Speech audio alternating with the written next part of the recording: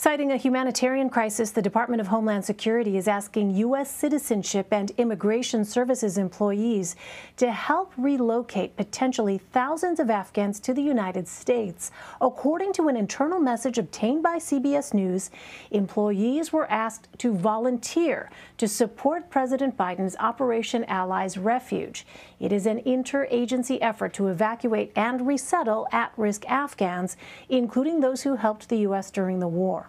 In a statement, a DHS spokesperson said the agency is, quote, committed to safely supporting the relocation of vulnerable Afghan nationals who worked for and on behalf of the United States. In a new interview with ABC News, President Biden says he does not think things could have gone differently. So you don't think this could have been handled, this actually could have been handled better in any way? No mistakes?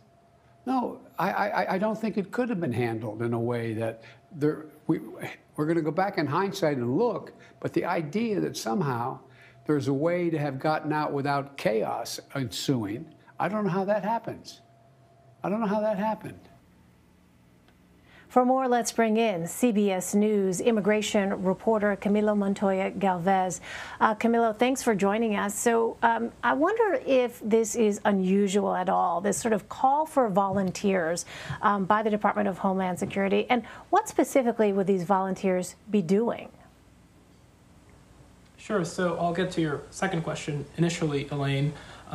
The notice sent to U.S. Citizenship and Immigration Services employees at the Department of Homeland Security said that they will be responsible for on-site immigration processing and adjudication at military sites in the U.S. housing evacuated Afghans, including those applicants for special immigrant visas for those who helped the U.S. forces during the 20-year war in Afghanistan. These are employees that include refugee and asylum officers who are trained in domestic and international humanitarian law. They also include other immigration adjudicators like green card holders, so they are well versed in these immigration applications.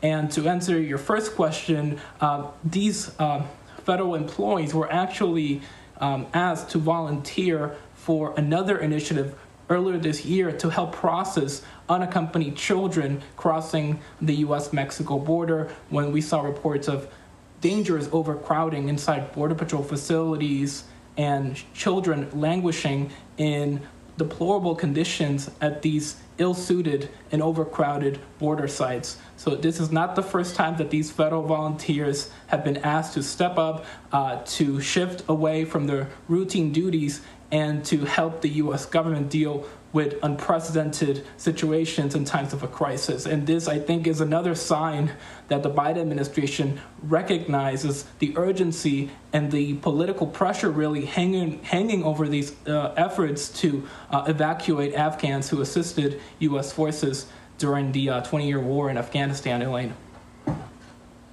Camilo, you mentioned that these employees would be sent to the various military facilities where these Afghans would be arriving. But what's the time frame here? How soon could they be deployed?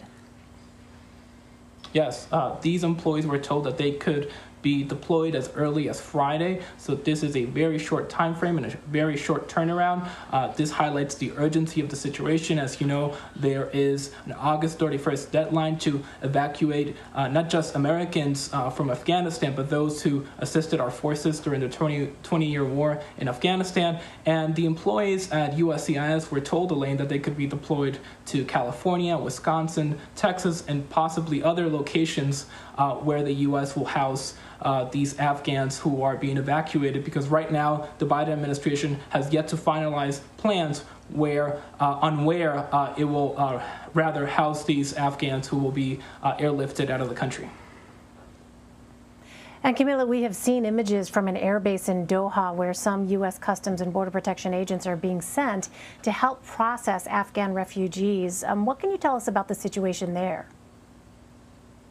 Sure. So some of the Afghans who are being evacuated to Qatar and to this airbase in Doha are Afghan allies who have yet to undergo security screenings. The one that the ones who have been resettled in the U.S. so far, the 2,000 or so that have been housed at the Fort Lee Army Base in Virginia, have already undergone their security screenings and are at the later stage of this 14-stage special immigrant visa process. So these who are still on the early side of the application process are being evacuated to the Doha Air Base. And as you can see by the photos that we may have, some of them are sleeping in cots, and it looks like there are overcrowded conditions. And this is a key dynamic, Elaine, because it is still unclear whether the U.S. government will be able to broker agreements with third countries like Qatar so they could host some of these Afghan allies while we conduct security screenings on them, because that is a very important part of this process.